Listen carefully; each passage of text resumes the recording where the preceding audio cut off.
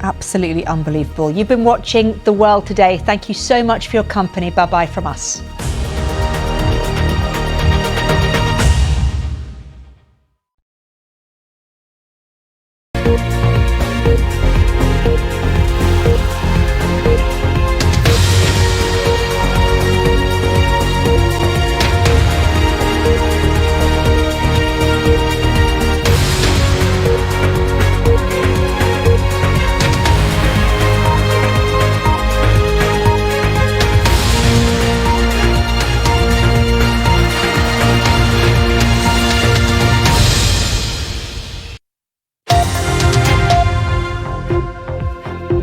Hello, I'm Ben Brown. You're watching The Context here on BBC News. And tonight, we'll be reporting on the growing tensions over the future of Greenland and a crunch meeting in Washington between officials from Denmark and Greenland itself and the US Vice President and Secretary of State. The message to the White House, a polite hands-off. We had what I will describe as a frank but also constructive discussion. The discussions focused on how to ensure the long-term security in Greenland. And here our perspectives continue to differ, I must say. How important it is from our side to strengthen our cooperation with the United States, but that doesn't mean that we want to be owned by the United States, but as allies, how we can strengthen our cooperation, it's all our interest. Although, there was a lot of kind of diplomatic and positive language about it being constructive and respectful, that in the end, it seems this meeting didn't really budge the needle when it comes to Mr. Trump's demands. European big powers have stood behind Denmark and Greenland on this, but what will they actually do if Donald Trump says, I'm just going to take the island?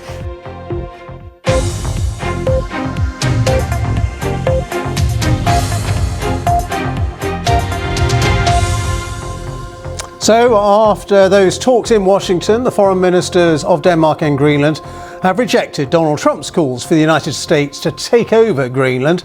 Denmark and the US are to form a high-level working group to tackle the fundamental disagreements that remain between them. We'll be live in Washington with the very latest. Also, growing speculation that President Trump may soon order military action against the regime in Iran over its crackdown on protesters there. Britain and the United States have pulled personnel out of a key US airbase in the Middle East. Could that be a precaution? And could that be a sign that Mr. Trump is about to order US forces into action? We'll be discussing the president's options. Plus, the promise of new rail links in the north of England. Will they ever happen? And sick in space as NASA prepares to bring back 4 astronauts from the International Space Station because of a medical concern about one of them. We'll be speaking to the UK's first astronaut. Let's go live to President Trump at the White House. Including you will be very upset, but that's... John Donaldson reporting there from Jerusalem. Plenty more to come. Do stay with us around the world and across the UK. You're watching BBC News.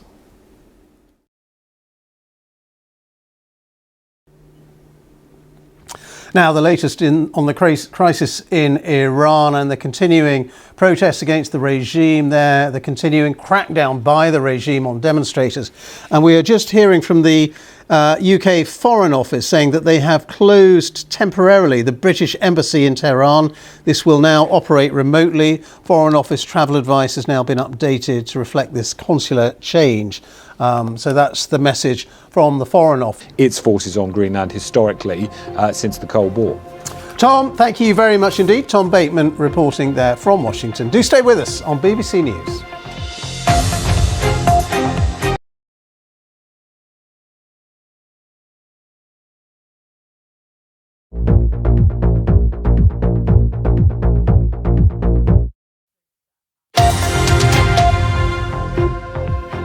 Hello again, I'm Ben Brown and you're watching The Context here on BBC News. And coming up later this hour, the UK Chancellor Rachel Reeves promises major rail improvements in northern England will actually happen, as she admits the HS2 rail project did become a byword for disastrous planning.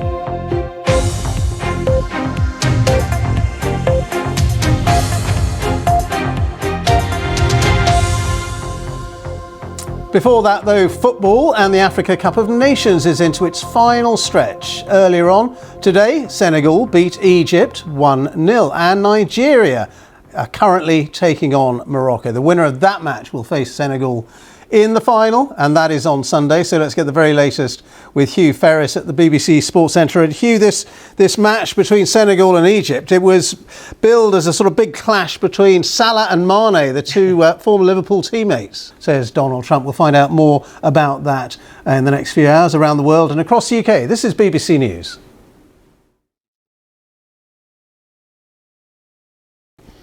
Hello again. Let's go back now to that important news here in the UK, that the Chancellor Rachel Reeves has promised that new rail links for the north of England will bring real and lasting change for millions of people there.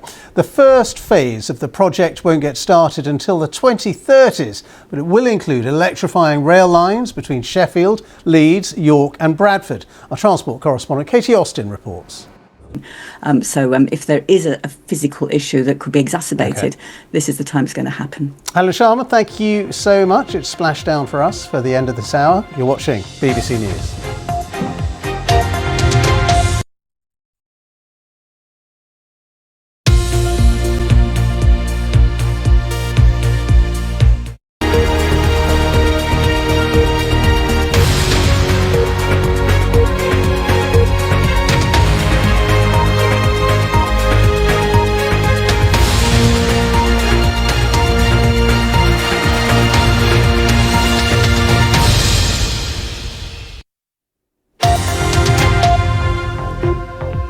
Hello and welcome to The Context USA. I'm Sumi Somaskanda in Washington. And I'm Ben Brown here in London, and tonight we're going to be focusing on a crunch meeting in Washington over the future of Greenland between officials from Denmark and Greenland itself and the US Vice President and Secretary of State. You know, we're doing the Golden Dome, we're doing a lot of things, and we really need it. If we don't go in, Russia's going to go in and China's going to go in. And there's not a thing that Denmark can do about it, but we can do everything about it. We had what I will describe as a frank but also constructive discussion.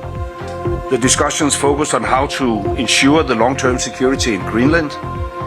And here our perspectives continue to differ, I must say. How important it is from our side to strengthen our cooperation with the United States, but that doesn't mean that we want to be owned by the United States, but as allies, how we can strengthen our cooperation is all our interest. Although, there was a lot of kind of diplomatic and positive language about it being constructive and respectful, that in the end, it seems this meeting didn't really budge the needle when it comes to Mr. Trump's demands. We'll talk about that and the big foreign policy topics of the day with our panel. Ashley Davis, Republican strategist and former George W. Bush White House official, and Joy Cheney, Democratic strategist and former chief of staff to Senator Kirsten Gillibrand.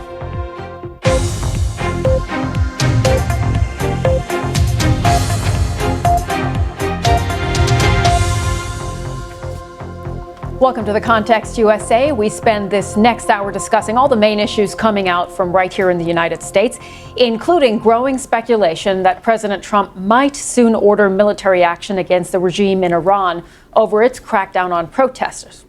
OK, Joy and Ashley, for the moment, thank you very much indeed. Stay with us. We've got plenty more to talk to you about around the world and across the UK. You're watching The Context USA on BBC News.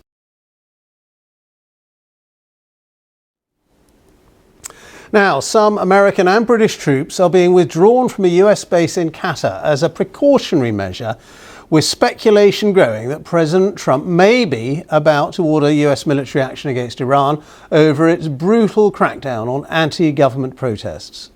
Of any party. OK, Joy and Ashley, many thanks once again. Stay with us. Plenty more to discuss around the world and across the UK. This is The Context USA here on BBC News. Do stay with us.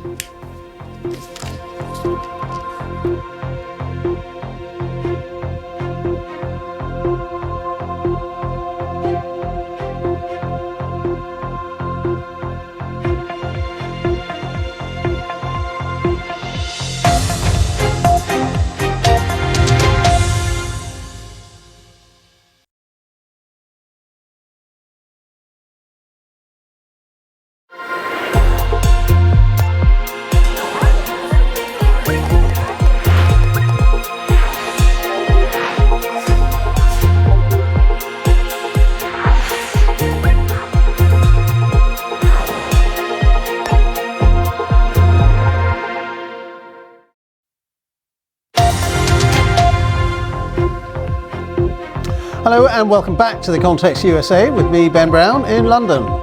And me, Sumi Somaskanda, in Washington. The U.S. announces the launch of Phase 2 of President Trump's Gaza peace plan.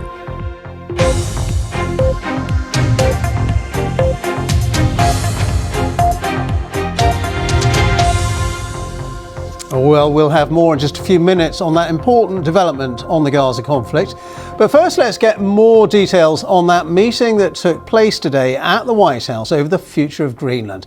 In attendance, the foreign ministers of Denmark and Greenland itself, as well as US Secretary of State Marco Rubio and the Vice President, J.D. Vance. Matthew, thank you so much for those thoughts. Appreciate your time today. We'll let you go and enjoy, and actually we'll see you after a very short break around the world and across the UK.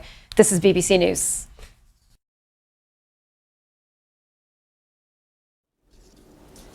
Now, as we've been monitoring the developing situation on the ground in Iran and what the U.S. president might decide to do, President Trump's team is rolling out the next phase of his plan to continue the ceasefire in Gaza. All right, that's all the time we have for on that story. Ashley and Joy, stay with us. You're watching The Context USA on BBC News.